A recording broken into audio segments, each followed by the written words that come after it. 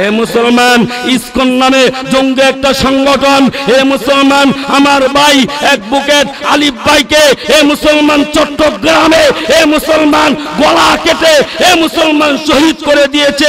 ওই হিন্দুরা, ওই ভারত এই বাংলাদেশকে নিয়ে অনেক ষড়যন্ত্র করতেছে আমাদের উপরে আক্রমণ করার জন্য।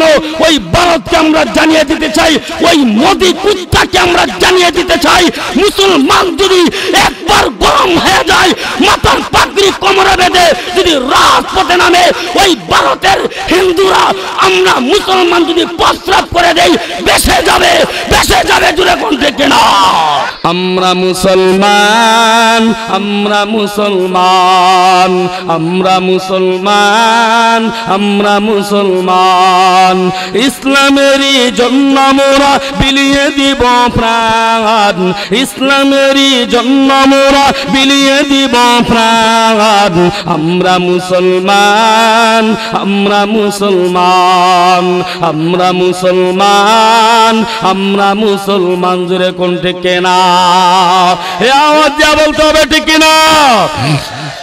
কুরআন মোদের জীবন বিধান, কুরআন সংবিধান, আল কুরআনের জন্য মোরা দিতে পারি প্রাণ, ঠিক না।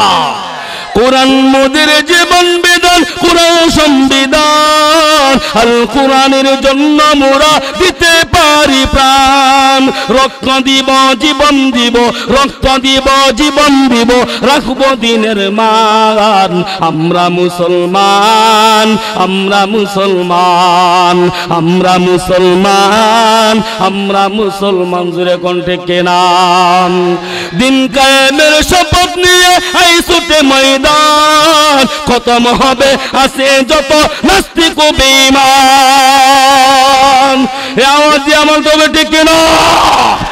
দিন কায়েমের শপথ নিয়ে আই ছুটে ময়দান, খতম হবে আছে যত নাস্তিক ও বেঈমান।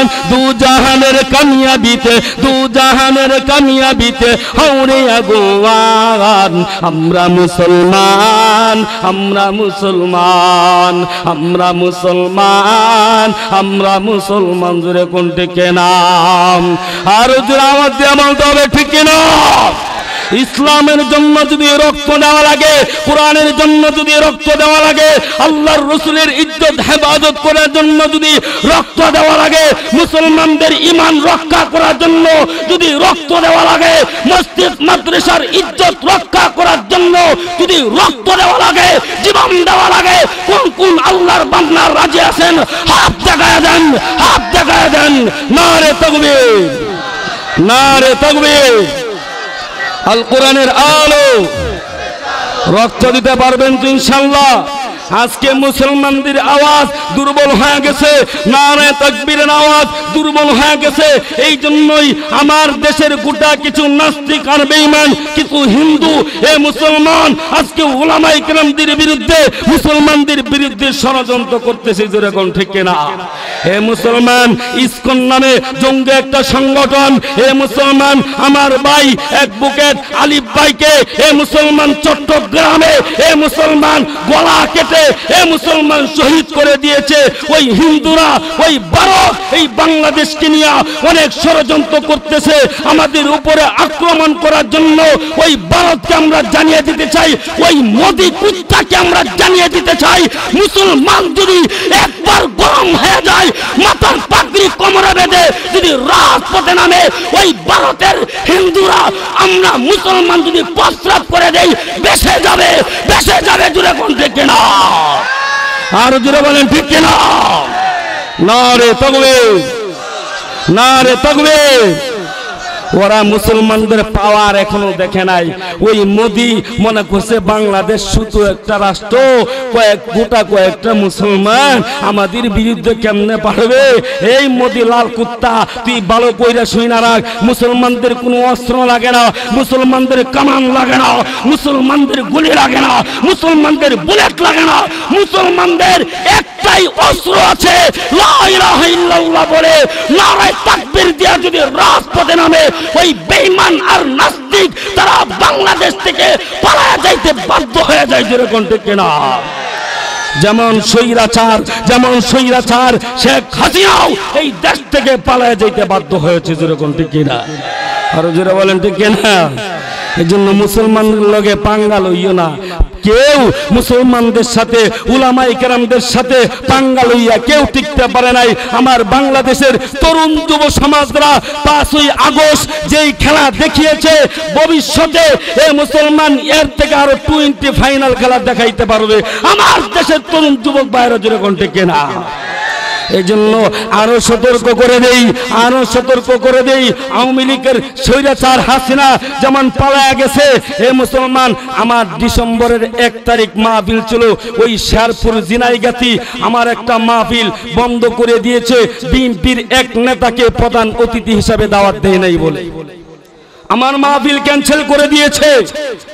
আমি ওই বিএনপিদেরকে জানিয়ে দিতে চাই, এইখানে অনেক বিএনপির লোক আছে, আওয়ামী লীগের লোকও আছে।